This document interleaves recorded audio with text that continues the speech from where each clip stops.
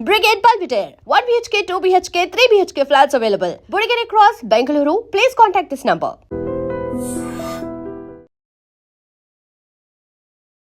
నమస్తే అమ్మా. నమస్తే అమ్మా.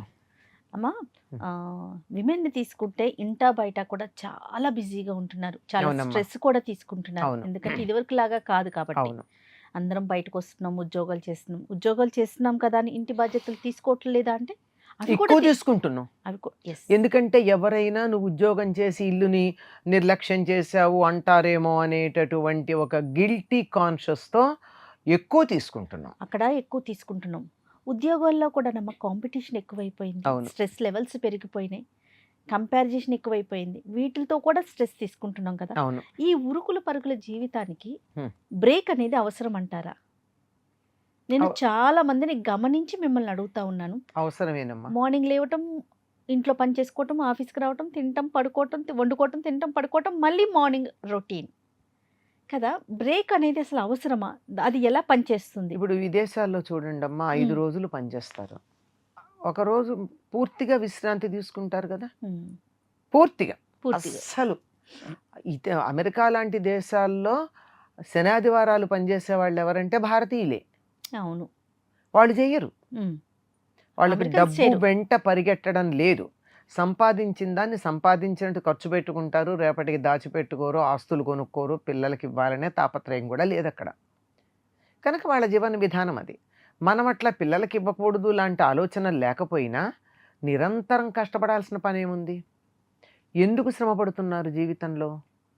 చివరికి ఎప్పుడో విశ్రాంతి తీసుకుంటామనుకునే సమయానికి విశ్రాంతి తీసుకోవడానికి నిరాకరించే స్థితి శరీరానికి వస్తుంది. yes. పని చేసి చేసి చేసి అలసిపోయి నేను ఇంక విశ్రాంతి తీసుకుంటాను అనేటప్పటికి అన్నీ ఎక్కడికక్కడ అరిగిపోయి విరిగిపోయి కరిగిపోయి ఏమంటారు, ఫిజియోథెరపీ చేయించుకో. లేదండి నేను చెయ్యలేను. లేదమ్మా, నువ్వు ఫిజియోథెరపీ చేస్తేనే కదలగలవు, నువ్వు వాకింగ్ చేస్తేనే నువ్వు ఇంట్లో ఉంటావు, నువ్వు వాకింగ్ చేస్తేనే నీ ఊపిరితిత్తులు పనిచేస్తాయి. ఇలా అని విశ్రాంతి తీసుకోవడానికి వీల్లేనటువంటి వాతావరణం కల్పించుకునేదాకా పనిచేస్తున్నాం. అవునమ్మా, చెయ్యకూడదమ్మా, చేయకూడదు. చెయ్యకూడదు. దేనికైనా కూడా మనకి భగవంతుడు ఒక రోజు ఇచ్చాడు. ఆ రోజులో పగలు రాత్రి అని 2 ఉన్నాయి. పగటిపూట పని చెయ్యాలి, రాత్రిపూట విశ్రాంతి తీసుకోవాలి. విశ్రాంతి తీసుకోవడానికి కదా రాత్రి ఇచ్చింది. అవునమ్మా. ఎప్పుడైతే నువ్వు విశ్రాంతి తీసుకుంటావో శరీరంలో ఉండేటటువంటి మనకి కనపడకుండా లోపల ఉండే అవయవాలన్నీ వాటి పనినవి చేసి శరీరాన్ని శుభ్రం చేసి పెడతాయి. కరెక్ట్. పగటిపూట అవంత చురుకుగా పనిచెయ్యవు, అవి కాస్త మందకొడిగా పనిచేస్తాయి. రాత్రి చురుకుగా పనిచేస్తాయి. దానికి కూడా ఒక బయోక్లాక్ ఉంది. అవును. ఈ సమయంలో ఊపిరితిత్తులు క్లెన్సింగ్ అవుతుంది, ఈ సమయంలో గుండె క్లీన్ అవుతుంది, ఈ సమయంలో కిడ్నీలు క్లీన్ అవుతాయి, ఈ సమయంలో లివర్ క్లీన్ అవుతుంది, మనకన్నీ ఉన్నాయి కదా. అవును. దాని ప్రకారం వాటిని విశ్రాంతి వాటి పని అవి చేసుకోవడానికి వీలుగా మనం విశ్రాంతి తీసుకోవాల్సిన అవసరం ఉందా లేదా? ఖచ్చితంగా. మరి ఎందుకు తీసుకోవటం లేదు? రాత్రి 12, 1 గంట దాకా పనిచేయడం, మళ్ళీ తెల్లారుదాం 4:30, 5కి లేస్తే తప్ప పిల్లల్ని స్కూలుకు పంపడానికి వీల్లేదు. మనము డబ్బాలు పెట్టుకుని కట్టుకుని బయలుదేరడానికి అవకాశం ఉండట్లేదు. తీరా అక్కడికి వెళ్ళిన తర్వాత పని చేస్తామా లేదా, ఇన్పుట్ ఎంత ఉంది, అవుట్పుట్ ఎంత ఉంది అన్నది పక్కకు పెడితే విశ్రాంతి అయితే లేదు. అవునమ్మా. సమర్థవంతంగా పనిచేసి కావలసినంత అవుట్పుట్ మనకి రావాలి అంటే విశ్రాంతి తీసుకున్న తర్వాత మాత్రమే చేయగలం. ఇప్పుడు మనం ఇంత మాట్లాడుకుంటున్నాం కానీ జపాన్ దేశంలో కంపల్సరీగా వాళ్ళకు సియాస్టాకి టైం ఇస్తారు. Afternoon nap, siesta. ఎట్టి పరిస్థితుల్లో వాళ్ళు వరుసగా పని చేయకూడదు, బలవంతంగా విశ్రాంతి ఇస్తారు. అందువల్ల అక్కడ వాళ్ళకి వర్కర్స్ ఎఫిషియెంట్గా పనిచేస్తారు. అవును. పనిచేసే ఎఫిషియన్సీ పెరుగుతుంది ఆ విశ్రాంతి వల్ల. పైగా అక్కడ ఉదయం చేస్తారు, మధ్యాహ్నం విశ్రాంతి, మళ్ళీ సాయంకాలం చేస్తారు. అంటే ఈ విశ్రాంతి తర్వాత మళ్ళీ చురుకుగా తాజాగా చేయడానికి వీలవుతుంది. మరి కాస్త ఆలోచనాపరులైనటువంటి వాళ్ళందరూ అట్లాగే చేసేవారు. పూర్వకాలం మన దేశంలో కూడా పొలం పనులు కానీ మరో పనులు కానీ ఏదైనా కూలి పనులు కానీ సూర్యోదయంతో మొదలుపెట్టి 10, 10:30 కల్లా ఆపేసేవారు ఎండెక్కే సమయానికి. ఇంటికి వచ్చి వంట చేసుకునేవాళ్ళు వంట, పని చేసేవాళ్ళు పని చేసుకుని ఓ గంట విశ్రాంతి తీసుకుని మళ్ళీ 3:30, 4 గంటలకి పొద్దు వాటారిందని చెప్పి పనికి బయలుదేరేవాళ్ళం. ఆ సమయానికి వెళ్ళి పూర్తిగా చీకటి పడేదాకా పనిచేసేవారు. మరి ఆ ఎఫిషియన్సీ ఇప్పుడు లేదు. మనం ఏ సమయంలో పని చేయాలో ఆ సమయంలో ఇంటి దగ్గరుండి, ఏ సమయంలో విశ్రాంతి తీసుకోవాలో ఆ సమయంలో పనిచేస్తున్నాం. మా చిన్నతనంలో మా బడి కూడా అలాగే ఉండేది. నేను పొద్దున 7:15 ఏదో ఉండేది. మాకు గడియారాలు చూసే పని కూడా, గంట కొడితే వినపడేది. మొదటి గంటకి తయారైపోయి 2వ గంటకు బయలుదేరితే 3వ గంటకి స్కూల్లో ఉండేవాళ్ళం. అంటే చిన్న ఊళ్ళు గనక గంట వినపడేది. అట్లా వెళ్ళేవాళ్ళం. 10:30 కల్లా ఇంటికి వచ్చేవాళ్ళం. హాయిగా వేడివేడిగా అన్నం తినేవాళ్ళం, ఆడుకునేవాళ్ళం. మళ్ళీ 2:30, 3 కల్లా స్కూల్కి వెళ్ళేవాళ్ళం. 4:30కి స్కూల్ అయిపోయేది. 6 దాకా ఆడుకుని వచ్చేవాళ్ళం. ఓకే. టీచర్లు అంతే. తర్వాత హై స్కూల్కి వచ్చేటప్పటికి 10కి స్కూల్. అప్పుడు మాకు ఆడుకునే సమయం కానీ విశ్రాంతి సమయం ఉండేది కాదు. ఓకే. అంటే ఉదాహరణకి స్కూల్ చెప్పా. అదేలే. అంటే స్కూల్లో పనిచేసే టీచర్స్ కూడా అంతే కదా, ఉద్యోగాలు కూడా అంతే కదా. అయితే ఈ రోజుల్లో అది కుదరదు మనకి. ఎందుకంటే చాలా దూరాలు ప్రయాణం చేస్తారు కనుక 2 సెషన్స్గా చేయాలంటే ఇబ్బంది, ఒక సెషనే చేయాల్సిన పరిస్థితి వస్తుంది. అందువల్ల అలా చేస్తే కూడా విశ్రాంతి తీసుకోవాలి. విశ్రాంతి ఎప్పుడు తీసుకోవాలి? చీకట్లో తీసుకోవాలి, రాత్రి తీసుకోవాలి. ఎప్పుడు కిడ్నీలు పనిచేస్తాయో, ఎప్పుడు లంగ్స్, కిడ్నీస్ ఇవన్నీ క్లీనింగ్ ప్రాసెస్ పెట్టుకుంటాయో అప్పుడు వాటికి విశ్రాంతినివ్వాలి. ఇది లేకపోవడం వల్ల నిత్యకృత్యంలో మనకి చాలా ఇబ్బంది పడుతున్నాం.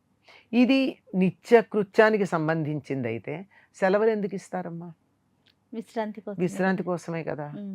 ఇప్పుడు మనకి సెలవులు లేని పరిస్థితి వచ్చింది. అంటే స్కూళ్ళకి వాటికి ఫలానాప్పుడు సెలవులను ఇచ్చిన సెలవులు లేని ఉద్యోగాలు ఉన్నాయి. వాళ్ళకి 2 నెలలు సెలవులు ఇస్తారు కదా, సెలవు పెట్టుకోవచ్చు కదా. ఆ సెలవులు ఎందుకు ఇచ్చారు? విశ్రాంతి తీసుకోమని కదా. విశ్రాంతి తీసుకుంటేనే కుటుంబంతోనో మరోటో చాలా హాయిగా విశ్రాంతి తీసుకున్నట్టయితే తర్వాత మరింత శక్తివంతంగా పనిచేయగలరు. ఇది ఉద్యోగ ధర్మం గురించి చెప్పా, చిన్నపిల్లల గురించి, స్కూళ్ళ గురించి, ఇంకా జీవితం గురించి కనుక అనుకున్నట్టయితే నిరంతరం యుద్ధమే పనిచేస్తూనే ఉంటాం. ముఖ్యంగా మీరు పనిచేసే ఆడవాళ్ళ వర్కింగ్ డేస్లో ఏదో రొటీన్గా చేసిన ఆదివారం వచ్చింది విశ్రాంతి తీసుకుందామంటే ఎంతమంది ఆడవాళ్ళకి వీలవుతోంది? లేదు. ఆ రోజు ప్రత్యేకంగా చిన్నపిల్లలు ఉంటే వాళ్ళకి తలంట్లు పోయడం, ప్రత్యేకమైన వంటలు వండడం. దాంతో ఏమైంది? రోజు 9 కల్లా పని అయ్యేటటువంటిది ఈరోజు 12 అయినా పని అవ్వదు. ఆ తర్వాత నీరసం వస్తుంది. సోమవారం నాడు చాలామందికి వర్క్ ప్రాబ్లం ఉంటుంది. ఎందుకంటే ముందు రోజు ఎక్కువ అలసట.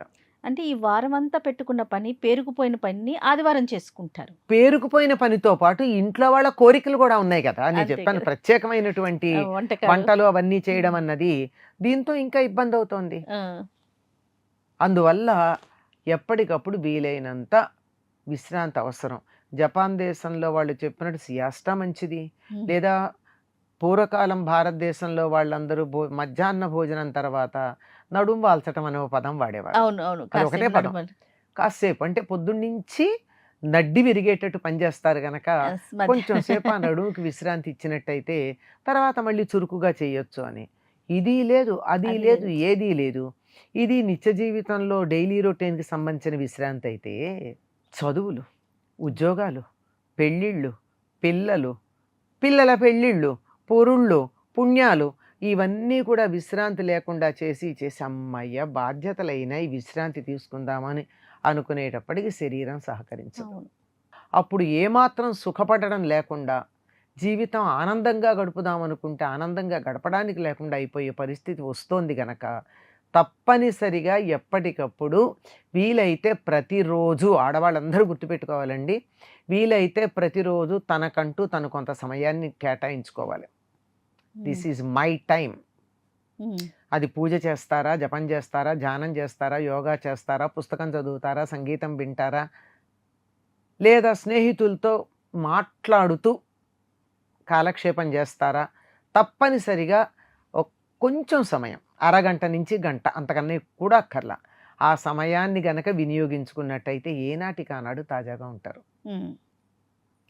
అలాగే సంవత్సరంలో కొద్ది రోజులు విశ్రాంతి తీసుకుంటే మళ్ళీ ఏడాదికి బాగుంటారు. ఉత్సాహంగా. ఎక్కడికక్కడ శరీరం చెప్పే మాట వినండి. బాడీ టాక్స్ అని ఒక మాట ఉంది. అవును. మన శరీరమే మాట్లాడుతుంది. వినండి శరీరం చెప్పే మాట. విని అది విశ్రాంతి కోరుకుంటే దానికి విశ్రాంతినివ్వండి. అప్పుడు జీవితంలో మన ఆయుర్దాయం ఎంత ఉన్నదో అంతకాలం కూడా ఇతరుల మీద ఆధారపడకుండా ఆరోగ్యంగా వయస్సుకు తగిన ఆరోగ్యం. అంతే కదా. చిన్నపిల్లల్లాగా పరిగెడతారని చెప్పలేం. వయసుకు తగినట్టుగా ఆరోగ్యంగా ఇతరుల మీద ఆధారపడకుండా ఉండడం జరుగుతుంది. అమ్మా. మనకి ప్రకృతే విశ్రాంతికి సమయాన్ని ఇస్తే మనం వినియోగించుకోవటంలో. అవునమ్మా. నేను మొన్న కూడా చెప్పానమ్మా, విశ్వమాంగళ్య సభ వాళ్ళు women challenges of working women modern days అన్నప్పుడు నేను 3 నిమిషాలు మాట్లాడాను. దాంట్లో చెప్పింది ఏమిటంటే, మీరు కుటుంబానికి సహాయం చేయదలుచుకోవంటే, దేశానికి సమాజానికి ఉపయోగపడాలని అనుకుంటే ముందు మీరు ఆరోగ్యంగా ఉండాలని చెప్పు. అంతే సింపుల్. ఆరోగ్యానికి నాకు సమయం ఎక్కువ లేదు కనుక వివరాలు చెప్పలేదు. మీరు ఆరోగ్యంగా ఉండాలి. ఆరోగ్యంగా ఎలా ఉంటారో దానికి గమనించుకోండి. తగినంత విశ్రాంతి తీసుకోండి, మంచి ఆహారం తీసుకోండి, ఆరోగ్యంగా ఉండండి అని. ఇది చాలా ప్రధానం. అవునమ్మా. ఆహారం విషయంలో కూడా స్త్రీలు నిర్లక్ష్యం చేస్తారు. నిర్లక్ష్యం చేయొద్దు. రైట్. అన్ని విధాలా మనము విశ్రాంతి తీసుకోవటానికి ప్రయత్నం చేయాలి. తీసుకోవాలి. ప్రయత్నం చేయడం ఏమిటి? తీసుకోవాలి. ప్రయత్నం చేస్తే ఫలించచ్చు, ఫలించకపోవచ్చు. తీసుకోవాలి కంపల్సరీ అని రూల్ పెట్టుకోవాలి అంతే. తప్పకుండా అమ్మా. నమస్తే. నమస్తే. And for more videos, Please subscribe to iDream. Please subscribe to iDream. Please subscribe iDream. And please subscribe to iDream. For more videos, subscribe to iDream. please like, share and subscribe to the channel. Congratulations, iDream. Subscribe to iDream. Subscribe to iDream. So subscribe to iDream Media. iDream ki iDream team andarki huge congratulations. Please subscribe iDream Media. Please subscribe to iDream. Subscribe iDream. Please subscribe to iDream. iDream అంటే నా కళల channel subscribe చేసుకున్న నోరు తిరుగుతలేదు. మీరైతే గంట గుర్తు కొట్టండి. For more such videos, please subscribe to iDream. Subscribe to iDream. Please subscribe to iDream. Please subscribe iDream Media. Please do subscribe to iDream. Please subscribe to iDream Media. For best entertainment and information, please subscribe iDream. And don't forget to subscribe to iDream.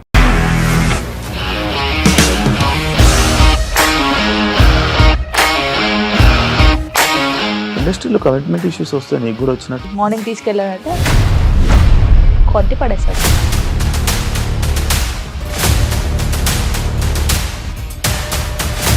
ఒక్కళ్ళు కూడా చూడలేదు ఈ cinema అని చెప్పడానికి కూడా చాలా ధైర్యం కావాలి. అది నిజం కదా, దాంట్లో ధైర్యం ఏంటి? ఇది నెక్స్ట్ డే ప్లేట్ మార్చేస్తే తప్పు కదా. As of now, we are comfortable this అని నేను అనుకుంటున్నాను. రష్మిక గారిది మీది ఒకే ఊరు అంట కదా. నీకు కోపం వచ్చిందంటే బాగా తిట్టేత్తరా? తిట్టేద్దామండి. నిజంగా గేమ్ ని ఎలా చేంజ్ చేయగలిగారు? APSFC వాళ్ళకి 6 నెలల్లో నేను 6 లక్షలు కట్టా. బిజినెస్ చేయాలనుకుంటే it is as difficult as riding a tiger.